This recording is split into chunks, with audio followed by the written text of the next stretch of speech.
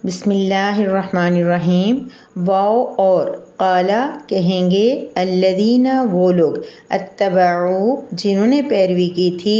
لو کاش انا کہ لنا ہمارے لیے کرتن لوٹنا ہوتا فنتبرأ تو ہم بھی بیزاری ظاہر کرتے من سے منہم ان سے کما جیسا کہ تبرؤ انہوں نے بیزاری ظاہر کی منا ہم سے کذالک اسی طرح یری دکھائے گا ہم انہیں اللہ تعالی اعمال ہم ان کے حسرتیں بنا کر علی اوپر ہم ان کے واو اور ما نہیں ہم وہ بخارجین نکلنے والے من الناری آگ سے۔ وقال الذین اتبعوا لو ان لنا کرتن اور وہ لوگ کہیں گے جنہوں نے پیروی کی تھی کاش ہمارے لیے بھی دوبارہ دنیا میں لوٹنا ہوتا فنتبرأ منہم کما تبرؤوا منا ہم بھی ان سے اسی طرح بیزاری ظاہر کرتے جیسے انہوں نے ہم سے بیزاری ظاہر کی ہے۔ کذالک یریہم اللہ اعمالہم حسرات علیہم اسی طرح ان پہ ان کے اعمال کو اللہ تعالیٰ کی ذات حسرت بنا کر پیش کرے گی۔ وما ہم بخارجین من النار اور اس جہنم کی آگ سے وہ کبھی بھی نہیں نکالے جائیں گے۔ نحمدہ و نصلی علی رسولہ الکریم اما بعد سورہ بقرہ کی آیت نمبر 167 ہے جس میں اللہ رب العزت جو گزشتہ آیت مبارکہ میں ہم نے ایک صورتحال پڑھی تھی کہ جس میں یہ کہا گیا تھا کہ جب جو لوگ دنیا میں کسی کے پیروکار بنے ہوئے ہیں کسی کی پیروی کرتے ہیں اور اس کے اندھی تقلید کرتے ہیں یہ نہیں دیکھتے کہ اس کی تقلید کرنے میں رب کی رضا ہے یا ناراضگی ہے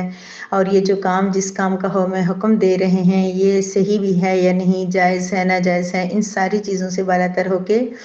صرف ان بڑوں کو سمجھتے ہوئے اپنا اور ان کو پیروکار اور بڑا اور ان کی جو ہے نا اطاعت کرتے چلے جاتے ہیں۔ تو جب قیامت کا دن ہوگا تو وہاں پر وہ جو ان کے پیروکار جن کی انہوں نے پیروی کی تھی جن کی پوجا کی تھی وہ بت ہو گئے یا کوئی انسان ہو گئے پیر ہو گئے کوئی بھی ایسا ہو گیا جس کی وجہ سے وہ گناہ کے اندر مبتلا ہو گئے تو وہ جب ان کو دیکھیں گے تو یہ ان سے چاہیں گے کہ آج ہمارا ساتھ دیں ہمیں اپنے ساتھ ملائیں کوئی مدد کریں ہماری تو وہ ان کو صاف جواب دے دیں گے کہ ہم تمہارے لیے کچھ نہیں کر سکتے بیزاری ظاہر کریں گے جاؤ یہاں سے اسٹم ہٹو ہمارے پاس سے ہم اپنی مشکل میں پھنسے ہوئے ہیں۔ تو یہ لوگ حیران ہو جائیں گے اور بہت زیادہ پریشان بھی ہوں گے کہ ہم نے یہ کیا کر دیا ہم نے ان لوگوں کے لیے اپنے رب کریم کو ناراض کر دیا یہ لوگ تو بہت ہی بے وفا نکلے۔ تو پھر حسرت اس ٹائم کیا کریں گے کہیں گے کاش ہم دنیا میں واپس چلے جائیں ایک مرتبہ ایسا موقع آ جائے کہ ہم دنیا میں جائیں یہ ہم سے ساتھ مانگے تعاون مانگے ہمیں سمجھائیں ہمیں ورگلانے کی کوشش کریں تو ہم ان سے بیزاری کریں ہم کہیں جاؤ جاؤ ہم نے تمہاری نہیں ماننی ہم نے اپنے رب کی ماننی ہے۔ تو میری پیاری بہنوں ہمارے لیے کیا سبق ہے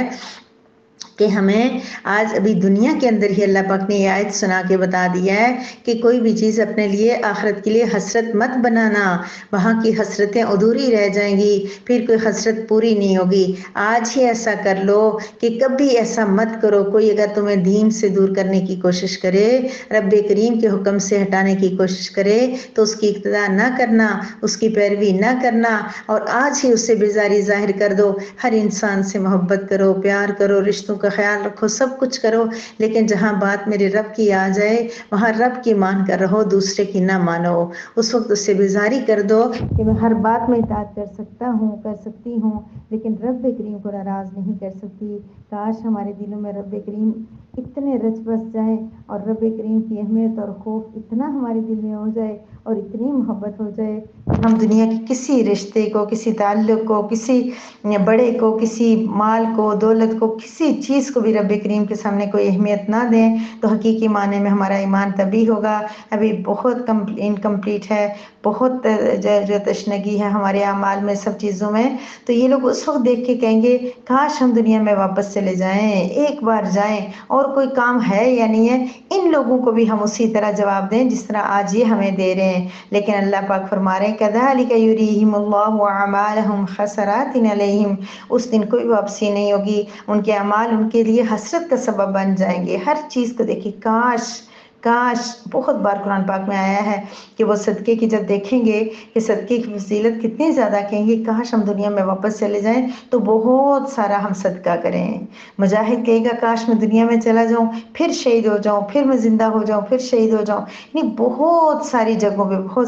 پہ انسان کہے گا کاش میں دنیا میں واپس چلا جاؤں اور وہاں پر میں اچھے اعمال کروں گا۔ تو اللہ پاک فرما رہے ہیں کہ جو گنہگار ہوں گے یا کفار ہوں گے، ان کے اعمال حسرت بن کر ان کے سامنے پیش کیے جائیں گے۔ حسرت، افسوس، ہائے کاش میں کچھ کر لیتا، ہائے یہ نماز تو اتنی مشکل نہیں تھی، 5 وقت میں رب کریم کے سامنے حاضری کرنی تھی، یہ بھی میں نے چھوڑ دی، یہ بھی میں نے وقت پہ نہیں پڑھی، اس میں سے بھی قضا کر دی، جو قضا کی تھی پھر مجھے پتہ چل بھی گیا تھا میں نے غلط کی ہے، میں نے ان کو قضا بھی نہیں پڑھا، میں نے سجدہ تلاوت بھی نہیں کیا، میں نے روزے بھی نہیں رکھے، ان روزوں کا میں نے فطرانہ بھی نہیں میرے اوپر بنتا بھی تھا یا نہیں بنتا تھا، اگر میرے اوپر بنتا تھا فطرانہ یا ان کا فدیہ تو وہ میں نے دیا ہے یا نہیں دیا، یہ ساری چیزیں افسوس کے سبب بنیں گی۔ تو وَمَا هُمْ بِخَارِجِينَ مِنَ النَّارِ، اور انہیں جہنم سے نہیں نکالا جائے گا کبھی بھی، یعنی جو کفار ہیں ہم کو پتہ ہے کہ وہ کبھی جہنم سے نہیں نکلیں گے۔ اللہ رب العزت بار بار قرآن کریم میں فرما رہے خالدون، ہمیشہ رہیں گے اس جہنم کے اندر۔ لیکن میری پیاری بہنوں، یہ دیکھ کے ہم یہ مت سوچیں کہ یہ جو آیت ہے وہ کیا ہے صرف کفار کے لیے ہے یا کفار ہی اس طرح کی حسرت کا شکار ہوں گے، انہیں ہی افسوس ہوگا کیونکہ وہ ہمیشہ جہنم میں رہیں گے۔ نہیں، یہ آخری جملہ تو ان کے لیے ہے وَمَا هُمْ بِخَارِجِينَ مِنَ النَّارِ، لیکن ہمارے لیے حسرت بن سکتے ہیں ہمارے اعمال، کیونکہ ہمارے اعمال میں وہ مضبوطی نہیں ہے، ہمارے کردار میں وہ مضبوطی نہیں ہے، ہمارے جو ہے نا اسٹینڈ لینے میں وہ مضبوطی نہیں ہے۔ ہم لوگ بہت ساری چیزوں میں پیچھے ہیں، بہت ساری چیزوں میں امپرومنٹ کی ضرورت ہے۔ تو اللہ رب العزت کے ہمارے لیے بھی یہ ہے کہ ہمارے لیے بھی حسرت کی بہت ساری چیزیں سبب بنے گی، کیونکہ میری پیاری بہنوں ہم لوگ تو تھوڑا سا نا، یہ آگ ہے نا، چولہے پہ آگ جلاتے ہیں تو کیا ہم کچھ لمحوں کے لیے، کچھ سیکنڈ کے لیے اپنی فنگر اس کے اوپر رکھ سکتے ہیں؟ ہم لوگ نہیں ہوتا نا، تھوڑا سا جلس جائے تو ہمیں کتنی شدید آگ لگتی ہے، کتنی تڑپتی ہے، کتنی دیر تک ہمیں درد رہتا ہے۔ تو بس آگ کا لفظ ہی بہت برا ہے، اگر ہم غور کریں نا آگ کے لفظ پہ تو اللہ تعالیٰ وہ آگ ہمیں تھوڑی سی بھی نہ دکھائے۔ ہم کہہ رہے ہیں نا ہمیشہ تو نہیں رہنا، لہٰذا کافروں کی بات ہو رہی ہے،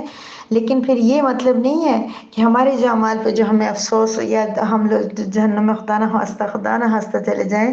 تو وہ تھوڑی سی سزا جو ہے وہ بھی ہمارے لیے بہت زیادہ ہوگی، کیونکہ یہ آگ ایسی چیز ہے کہ کچھ لمحے بھی اس کے ہمارے لیے ناقابل برداشت ہو جائیں گے، لیکن ہماری ایک ایک نماز کی قضا کرنے کی سزا ہی پتہ نہیں کتنی ہے۔ تو اللہ رب العزت سے معافی مانگ لیں، بجائے اس کے کہ جب وہاں جائیں گے تو پھر ہم کہیں کاش میں واپس چلا جاؤں، مجھے تھوڑی سی زندگی اور مل جائے۔ یوں سوچیں آج ہمیں زندگی مل گئی ہے دوبارہ، کل اللہ نے ہماری آج موت لکھی ہوئی تھی، کوئی حادثہ لکھا ہوا تھا، کوئی ہارٹ اٹیک لکھا ہوا تھا۔ دیکھیں نا آج کل کچھ پتہ چلتا ہے، کوئی بیماری، کوئی ہاسپیٹل، کچھ کتنے لوگوں کے بارے بالکل ٹھیک تھا، اچانک کیا ہو گیا؟ تو اسی طرح یوں سمجھیں کہ میرا اور آپ کا وقت ابھی آیا ہے اور پھر کیا ہوا ہے، ہم لوگوں کو اللہ تعالیٰ نے واپس بھیج دیا دنیا میں، پھر مہلت دے دی ہے، تھوڑا سا کچھ کر لو اپنے لیے،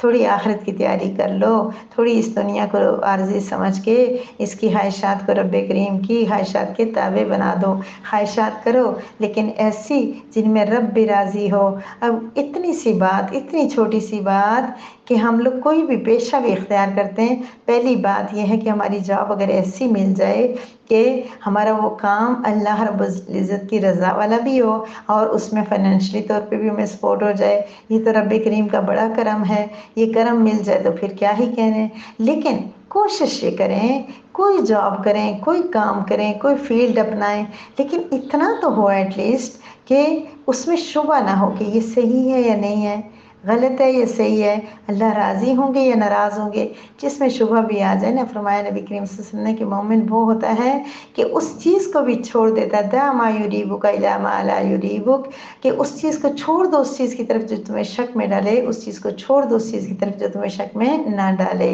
جس چیز پہ شک بھی ہے نا، ڈاؤٹ بھی ہے نا، کوئی علماء ہی کہہ رہے نا، کوئی جن کو آپ نہیں پسند کرتے وہی کہہ رہے نا کہ یہ غلط ہے، یہ صحیح نہیں ہے، پھر بھی وہ مت کریں، احتیاط کر لیتے ہیں نا، کیا پتہ ہوتا ہے یہ بات واقعی بہت بڑی اللہ کی ناراضگی کا سبب بن رہی ہو، اور ہم یہ سوچ کے اس کام کو کر لیں کہ نہیں اس میں کیا حرج ہے، یہ ہمارا بہت بڑا، اس میں کیا حرج ہے، اس میں تو بھئی سارے لوگ کہہ رہے ہیں، بہت سارے علماء یہ بات کہہ رہے ہیں، تو میں بھی یہ غلط ہو، تو اگر اس ٹائم ہو گئی غلط تو ہم کیا کریں گے؟ اس لیے ہمیشہ یہ سوچیں کہ رب کریم کی رضا کہاں پہ ہے، اپنے رب کی رضا کو اپنی رضا بنا لیں، وہ اللہ ہماری دنیا بھی بنا دے گا، آخرت بھی بنا دے گا، رب راضی ہو جائے یا رب کی رضا کی فکر ہو جائے تو زندگی ویسے بھی آسان ہو جاتی ہے۔ بڑی بڑی مشکلات آتی ہیں، بڑے بڑے دکھ آتے ہیں، بڑے بڑے دوسروں کی طرف سے جو ہے نا تکلیفیں آتی ہیں، لیکن جب بندے کا دل اللہ کے ساتھ جڑ جائے یا اللہ کی ذات پہ بھروسہ اس کو آ جائے تو اس کو وہ بھی پیاری سی اللہ کی طرف سے آئی ہوئی آزمائش لگتی ہے اور پھر وہ پورا اتر جاتا ہے۔ وآخر دعوانا ان الحمد للہ رب العالمین۔